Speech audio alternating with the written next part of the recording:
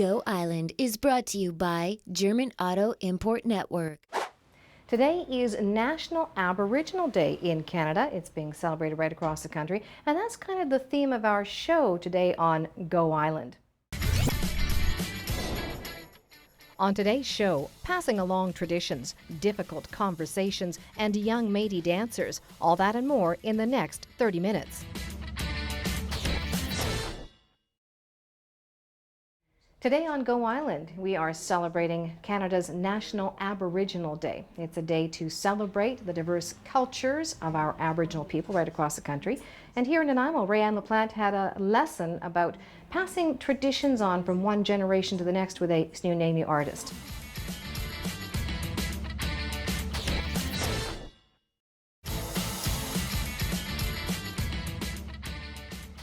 You are watching Go Island, and today is Aboriginal Day. There are celebrations going on across Canada, including here in Nanaimo. There are 3 Aboriginal groups in Canada: First Nation, Inuit, and Métis. And we have the pleasure of speaking with Joy Bremner from the Mid-Island Métis Nation here in Nanaimo to find out more about their culture and their heritage. Thank you for joining us today.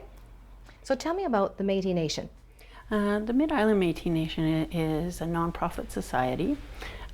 We have an elected board of directors, and we're actually a charter community of the Métis Nation of British Columbia. And that's how our governance works. And we cover the area from Ladysmith all the way up to Qualicum Beach. So we're fairly stretched out. We're very active in the school districts and with the university. I've been to one of those in the schools, elementary school with my child, and I loved it. There was demonstrations of beadwork, there was weaving, there was axe throwing. The little boys loved that one. But how many Métis members are there in this area? Just over 900, approximately 200 children, and the rest are adults. But again, because the Métis self-identify, really the numbers could be quite a bit larger. We're going to find out more about the Métis culture. We'll find out some of the beadwork and a little bit more of the history later on in today's Go Island. And talking about some conversations are painfully difficult, and so difficult it takes courage to even begin them. Nancy Wilmot found out about one that began with a paintbrush.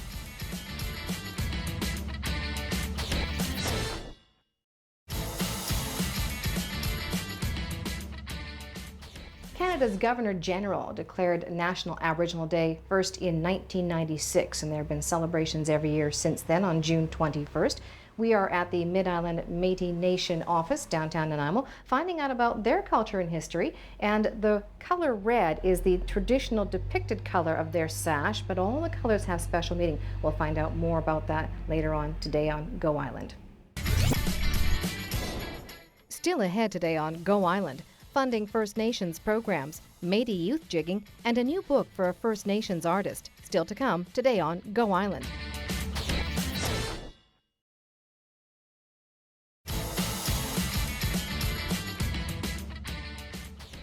You're watching Go Island. Today is Aboriginal Day, and we are celebrating it in a way, with the Mid-Island Métis Nation here in Nanaimo. Connie Colhavy is going to take some time to explain how they carry on and explain the traditions of the Métis Nation. So tell me a little bit about what tools you use. Okay, so if you saw this table right here, it's all about the sash. We're talking about this one today.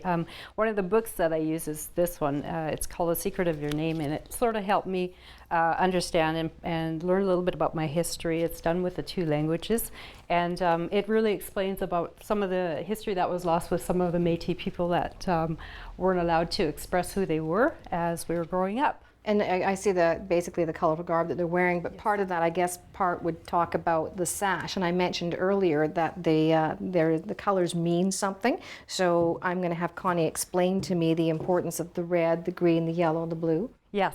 So as time went by, this would be the traditional color of the sashes from the French part of Canada, in the Métis and the mixed blood, the voyageurs and the First Nations people that came together. And the red is our historic color. And then the blue depicts our the Métis flag. The white and the blue is part of the Métis flag that we have. So if you look over there, there's a flag. And then the green is for fertility, yellow is for prosperity, And then we also had this sash that had a little bit of color that was added to it, and there's a black in here, and that was for the darker parts of the Métis history when we lost some of our land and stuff. So just understanding the history in that part.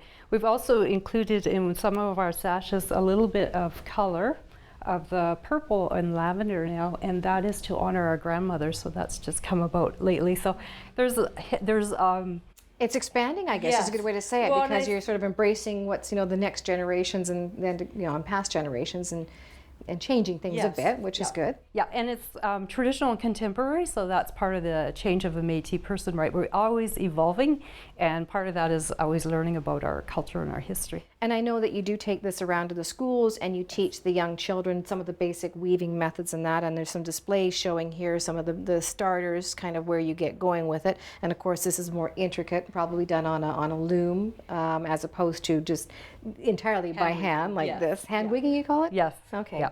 It's very interesting. Going on about talking about other traditions that are being passed down, there are also new currencies that are arriving in Victoria. And one of those currencies is helping First Nations groups raise money for their programs. We have more from Meg Cuthbert.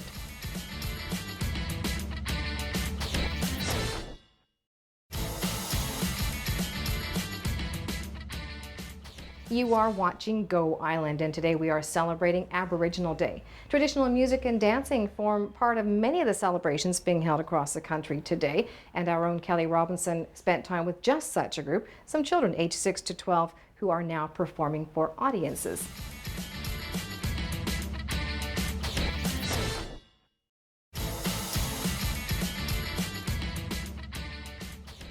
Today on Go Island, we are celebrating Aboriginal Day, and I'm spending time at the Mid-Island Métis Nation office in Nanaimo. Joy Bremner has been telling us about the history, a little bit about the Métis Nation, and now we're going to find out about the traditional beadwork clothing and the decorative garb that they have been wearing. So tell me how it all got started with the beading. Traditionally, before the Europeans arrived, the Métis, of course, would have been using found materials, porcupine quills, porcupine hair, moose hair tufting, sinew for doing the sewing. They would use plants to create dyes and create color on the garments and the everyday items they were making. And once the Europeans arrived, they started using embroidery thread, and then they moved on into beads, and the Métis people themselves became very well known and known as the flower beadwork people. Their designs were very distinct, and as it progressed along, the Métis women would actually sell a lot of these items. They could be sold or given away as gifts or worn. You have examples on the table that are there are several different things. Can you tell me what this would have been traditionally used for, and this one here? Mm-hmm. And both of these are belts, cummerbunds, and they're made by very well-known Métis artists. And again, you start to identify pieces. Different artists use slightly different techniques or designs. One of the things about the artistry of the beadwork now is it's a way for Métis people and artists to share our history, the present, and where we're going in the future. So it's a very complicated way to share our culture, and yet it's something we delight in sharing. Did, like First Nations art, do some of them also follow traditional family patterns kind of ideas? And they certainly would, and even some of the items, like for instance, this is a tulip bag, and this would have been used to carry tobacco in. So, it wasn't just the clothing, it was also different everyday items, and it was certainly a form of income. Okay. It is artwork. I mean, it is really beautiful artwork. I mean, you have to look at these things and you can hang them on a wall. And, you think, well, I'm wearing that. And talking about artwork, Sucheta Singh had a chance to talk with a First Nations artist who has just published a new book. He's from Tofino.